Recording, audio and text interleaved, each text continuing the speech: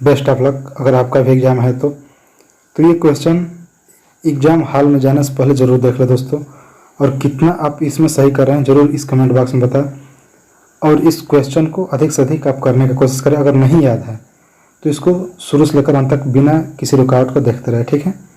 तो आइए हम वीडियो को स्टार्ट करते हैं, और हमारे चैनल को अभी तक सब्सक्राइब नहीं किया सब्सक्राइब कर लें और बेल आइकन को दबा लें। ठीक इसी प्रकार क्वेश्चन पूछा जा रहा है, ठीक है, परीक्षा में। तो देखिए है कि सीमेंट बालू एवं जल का मिश्रण क्या कहलाता है, तो ये क्या कहलाता है, मोर्टर, ठीक है। सीमेंट बालू एवं जल का मिश्रण मोर्टर कहलाता है।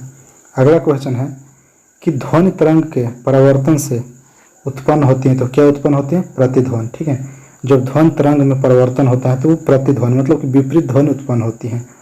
सबसे हल्का पदार्थ क्या है, तो एरोजेल है, ठीक है। सबसे हल्का पदार्थ एरोजेल। और दाब बढ़ने से द्रव का क्वथनांक क्या होता है, बढ़ता है, ठीक है। दाब बढ़ने से द्रव का क्वथनांक बढ़ता है। अगला क्वेश्चन कि पृथ्वी के चुंबकीय ध्रुव पर नत्य कोण, जो पृथ्वी के चुंबकीय ध्रुव पर नत्य कोण होता है वो कितने अंश का होता है, तो 90 अंश का, ठीक है। यह समकोण के बराबर होता है, ठीक।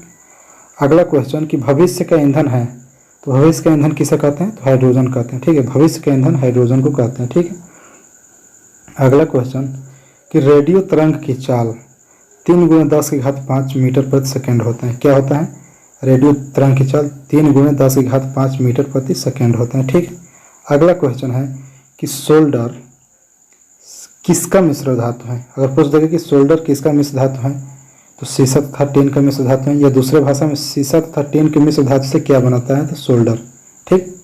अगला डिप्थीरिया से प्रभावित होने वाला अंग है, तो कौन सा अंग है, श्वास नली यानी कि गला, जो सांस लेते हैं। तो डिप्थीरिया से हमेशा प्रभावित क्या होता है, श्वास नली या गला हो जाएगा, ठीक। अगला क्वेश्चन है कि प्रकाश की तरंगें होती हैं, प्रकाश की तरंगें कैसी होती हैं, बताइए, अनुप्रस्थ तरंगें, ठीक है। प्रकाश की तरंगें अनुप्रस्थ होती हैं। और देखिए हवा का बुलबुला अवतल लेंस जैसा कार्य करता है। हवा का बुलबुला किस लेंस की तरह कार्य करता है, तो अवतल लेंस की तरह, ठीक। और जो अम्लीय वर्षा होती है, तो अम्लीय वर्षा का मुख्य घटक क्या है, तो SO2 तथा NO2, ठीक। यह SO2 और NO2 के कारण क्या होता है, अम्लीय वर्षा होता है दूसरे भाषा में। अगला है कि कपास के लिए उपयुक्त काली मिट्टी में किसकी अधिकता होती है, तो किसकी अधिकता होती है, मांट-मारिलो नाइट्राइट का, ठीक है। कपास के लिए उपयुक्त काली मिट्टी में मांट-मारिलो नाइट्राइट की अधिकता होती है, ठीक है। अगला क्वेश्चन है कि पटाका किस देश की मुद्रा है, तो पटाका है आपका मकाऊ की मुद्रा है, ठीक है। पटाका जो है मकाऊ की मुद्रा है।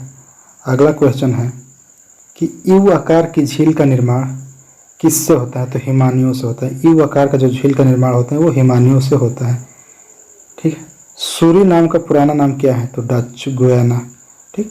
सूरीनाम का पुराना नाम है डच गुयाना।